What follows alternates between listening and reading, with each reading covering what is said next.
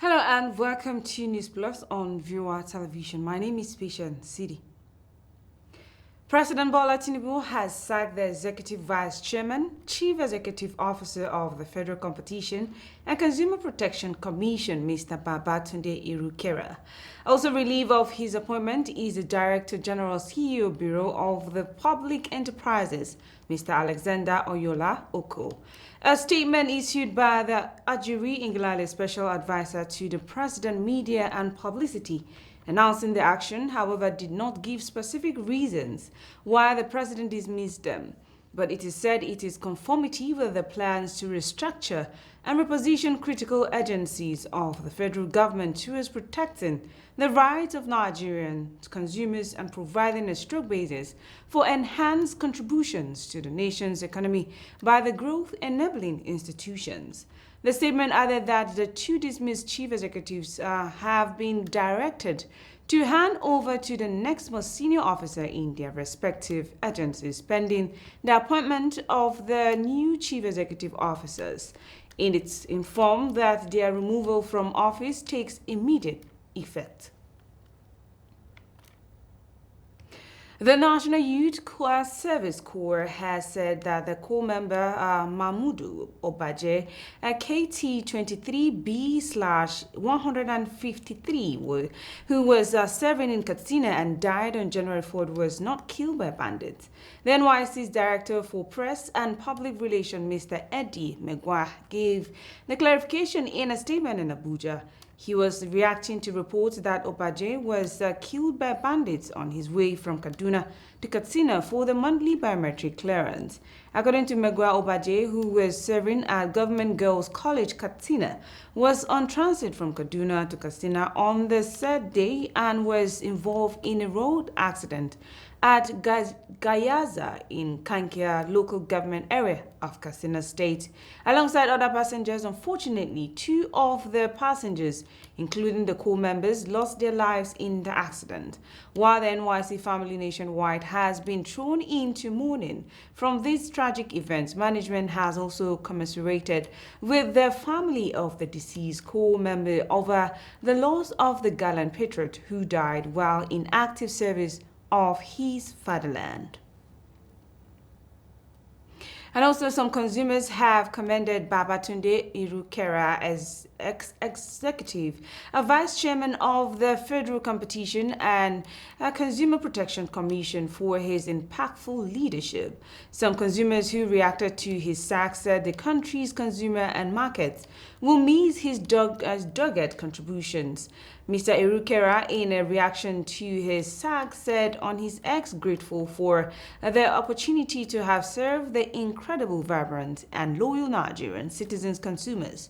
Mr. Tinubu directed the chief executive to hand over to the next most senior officer in the agency pending the appointment of a new chief executive officer.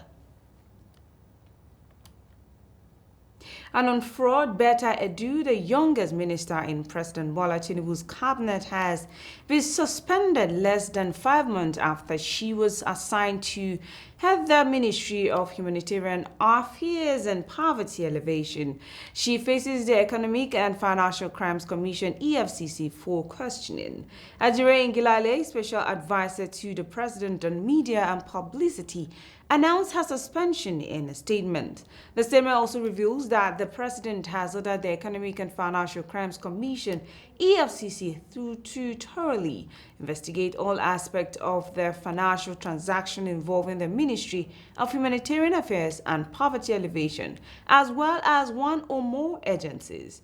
Edu has been asked to hand over to the permanent secretary of the ministry and to cooperate with the EFCC.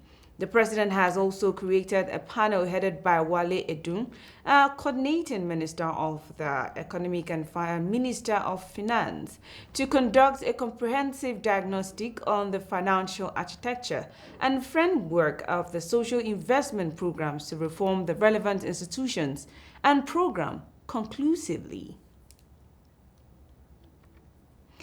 The Nigerian Bar Association Buari and Federal Capital Territory Branch has expressed concern over the rising cases of insecurity in communities in the area council. In the last few weeks, there has been reports of abductions of residents in the area. Specifically, on January 5 or 5th, rather, gunmen kidnapped no fewer than 7 persons and shot 2 policemen in the Zuma 1 area of Buari. Lamenting the situation in a statement, the chairman of the Buari branch of the NBA, Paul Daudu, said it was disheartening to witness the erosion of the peace in the area and the constant threat faced by its residents daily. Daudu, however, called on relevant law enforcement agencies, particularly the Nigerian police force, to take immediate and decisive actions to restore law and order in Buari and its environs. The Supreme Court has reserved judgment on an appeal filed by the governor, Caleb Mutfwang of Plateau State, seeking to set aside the decision of the Court of Appeal which nullified his election. A 5-member panel headed by Justice John Okoro, upon hearing the arguments of parties in the matter, stated that the date for judgment will be communicated to parties on before 16 January, when the matter will lapse. At the hearing of the appeal, a 5-member panel of the Supreme Court, led by John Okoro, took arguments from lawyers to parties in the case. After a frenetic session of the argument between Mr. Mutfwang's lawyer, Kanu Agabi, and Mr. Yelwata Counsel J.O. Olatoke, all senior advocates of Nigeria, the court reserved judgment. In the appeal, Governor Mutfwang prayed the Supreme Court to dismiss the Court of Appeal decision of 19 November 2023, which voided his election on grounds of non-qualification. And also the Christian Association of Nigeria, in collaboration with the interdenominational heads in Plateau State, have staged a peaceful work to the government house, Rayfield in Jos. The peace work, tagged Plateau Months Peace Work, is coming following the continued attacks on the Mangu, Bokos, Riom, Barkiladi, Bassa, and other parts of the state. Our correspondent, Nasr Saidu, was live at the peace work and now files in this report. Following the killings that has continued to take place in several communities in Plateau State, right from sometime in May 2023 to the eve of Christmas of 2023, Christian communities in Plateau State have gathered this morning to protest their displeasure over the continuous killings of innocent souls in several communities of Mangu, Bokos, Barikil Ladi, and in some part of Plateau State. So this morning, behind me, as you can see, a number of Platonians are coming out expressing their displeasure and anger and bitterness and dissatisfaction, as over the continuous killing, right from this runabout, a popular runabout of PRTV runabout here in just the Plateau State capital, down to the new government house, where they will, of course, submit their grievances to the executive governor of Plateau State.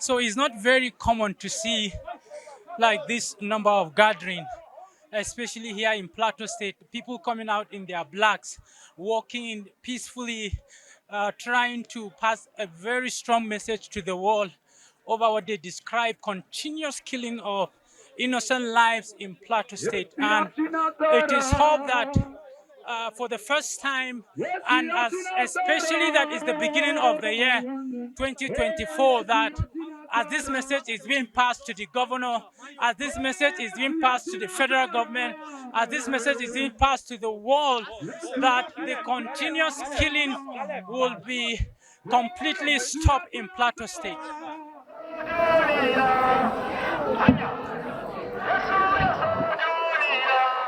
In the last 22 years of killings, No serious attackers and their sponsors have been apprehended and properly persecuted and sanctioned to the best of our knowledge.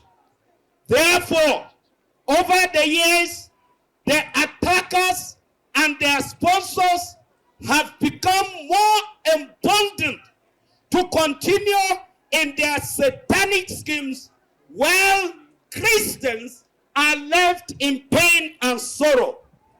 These attacks are depressing to any sane mind and too barbaric to be happening in a postmodern society. This is why we gathered here today and in one loud voice declare that enough is enough. I want to thank you for how you have kept the peace of the land.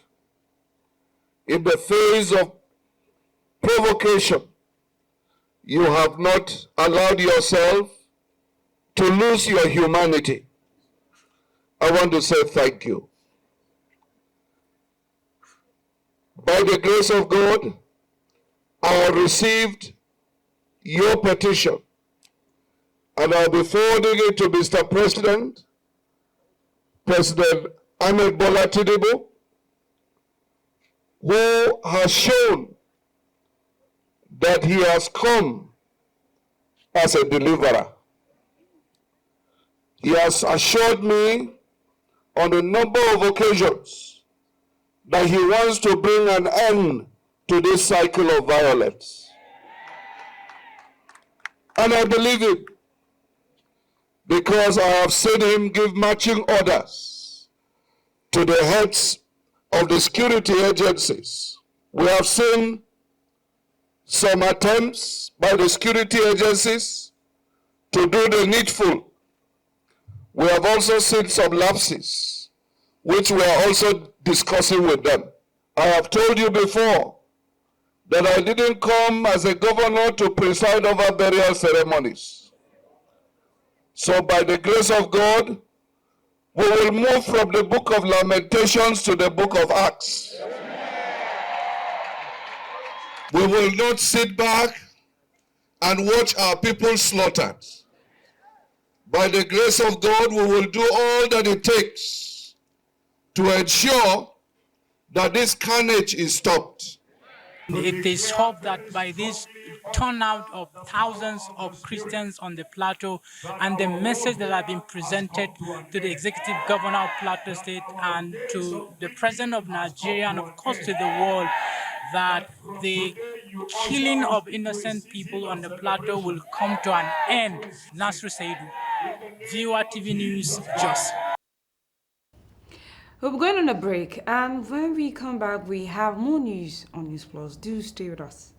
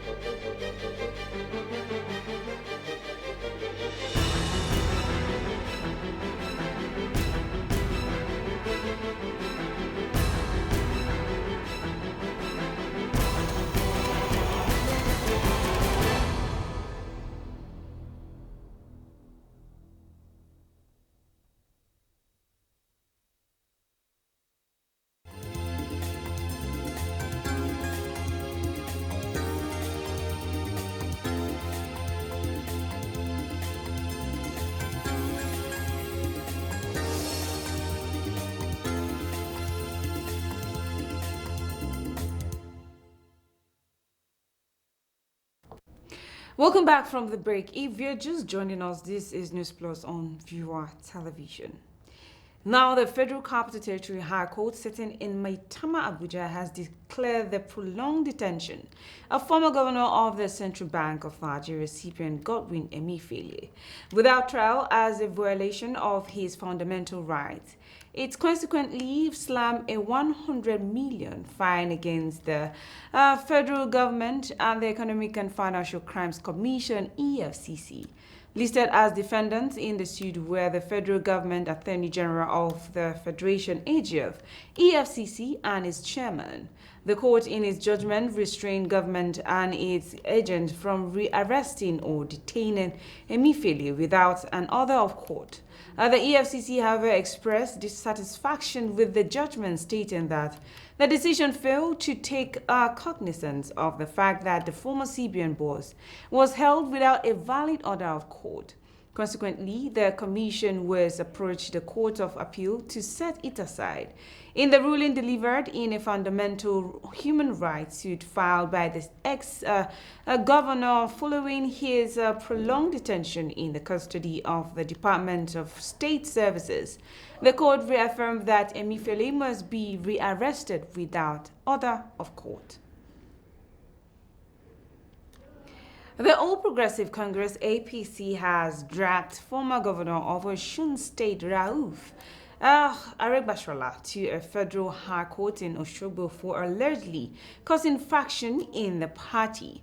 The APC, through its council Ayole Kasumotu Yemi Akingbade, RIO Oloyede, and BJ Nwayen, asked the court to declare that Aregbesola cannot validly lead suspended members of the party and other persons associated with them to launch a political faction and parallel group named Omuluabi, a progressive within the party. APC contended that the said launching of a factional political group or party within the party with the use of the party's logo, symbol, and slogan is considered to have contravened the Constitution of Nigeria and party's constitution.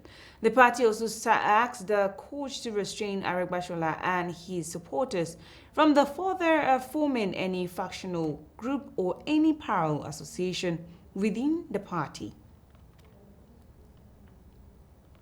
In pursuance of the implementation of the signed agreement between the 17 local government council, chairman of Plateau State and the Plateau State Joint Public Service Negotiating Council (NLC) and TUC in respect to the NU, LGA, NUT, NANNM, NASU, and MHWUN, had on the 5th of July 2023 signed and agreed to embark on a strike schedule to commence on the 8th January 2024. However, the planned strike action has been suspended by the union. Nasir Saidu, our correspondent in Jos, now files in this report.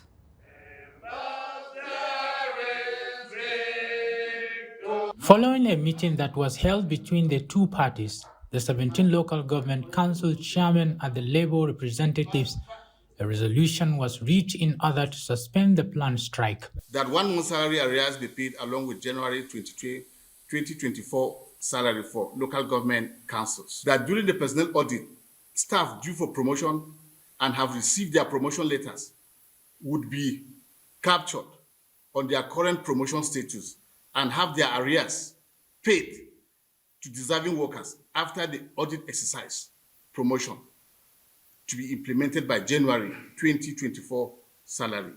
That the promotion of junior staff of non-professional teachers, i.e. NASU, should be fast-tracked and released for immediate capturing during the personnel audit exercise and subsequent implementation. That the personnel audit will involve all the industrial unions in the local government council for the purpose of emphasis, simultaneously with effect from Monday 15th January 2024, and to be completed within a time frame of 21 working days. That the labor representatives will take part in the personnel audit exercise. That other staff on grade level 15 and 16 not enjoying domestic servant allowance shall have theirs implemented along with January salary 2024. The leadership body used the medium to commend some local government chairmen for paying the workers' salaries up to date, while commending Governor Caleb Mutfwang for being friendly to workers. Meeting commended the local government chairmen that are up to date in the payment of staff salaries and emoluments, because during this meeting we got to understand that some of them are perfectly doing well. Meeting also applauds His Excellency, the Governor of Plateau State, Barrister Caleb M. Mutfang, for being workers friendly and directing the councils to pay arrears of another 1 month between now and the end of January 2024. That by the virtue of this resolution so reached by the two parties, NUT hereby suspends the earlier strike notice issued with immediate effect from today, Sunday, the 7th day of January 2024. The suspension of this planned strike by NUT hopes to put the government on their toes to ensure their demands are met. Nasru Saidu, VOA TV News, Jos. And in rising public debt, persistent inflation, high cost of living, and a weak business environment will continue to pose a downward risk to Nigeria's growth prospect. The United Nations has disclosed in its World Economic Situation and Prospect 2024 report, the Department of Economic and Social Affairs of the UN revealed that the recent reforms by the government will boost GDP in 2024 to 3.1%. It stated that the public or the policy reforms by the government in 2023, especially in the hydrocarbon sector, have contributed moderately to the country's growth prospect for 2024. Commenting on the issues that might negatively impact the country, the UN said, however, ballooning public debts, persisting inflation, and a rising cost of living, together with a weak businesses environment, will pose a downward risk to growth prospect. It noted that efforts to increase in-country oil refining capacity will likely reduce domestic fuel cost in 2024 and beyond. In continuation of the restructuring of its operation, Mr. Turkey Alex Ibru has been appointed as the Chief Executive Officer of The Guardian. This development emerged as Mr. Martins Oloja, Managing Director, Editor-in-Chief, steps down following notice of retirement, which will expire at the end of March 2024. In an announcement by the newspaper board, Alex Ibru is expected to deploy his experience in the corporate industry to enrich the brand equity of the 40-year-old newspaper. Alex Ibru attended Cranleigh School and Wellington College. He is a 2002 history graduate of the University of Exeter, United Nations, and an alumni member of the business school in Spain, where he did his executive education in media and entertainment.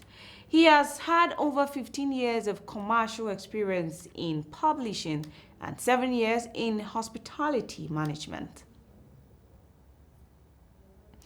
Mohammed Bello Koko, Managing Director of the Nigerian Port Authority, have brokered peace between the Maritime Workers Union of Nigeria and marginal field operators of the oil and gas industry over non-compliance with the stevedoring regulations. Appealing to the maritime workers during the meeting, Bello Koko said the Port Authority would do all it takes to ensure industrial harmony and prevent the shutdown of crucial productions platform of the oil and gas and allied industry that maritime workers control.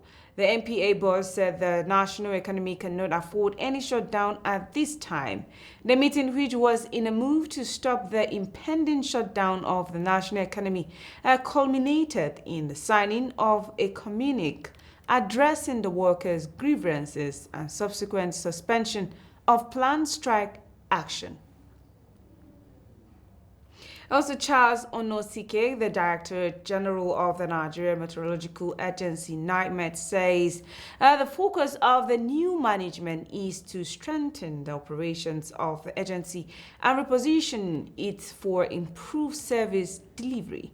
Onosike, who stated this while declaring open a 3-day NIMET management retreat in Abuja, said the retreat was to strengthen collaboration among staff of the agency, to boost productivity, He observed that despite prevailing economic challenges, there are opportunities in the external environment for NIMED.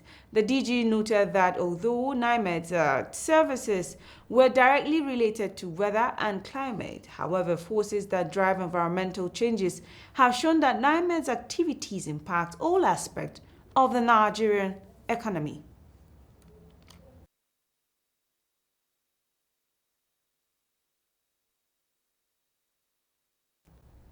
And that's how much we can take on News Plus. My name is Patient City. Many thanks for watching. Do enjoy the rest of our programs.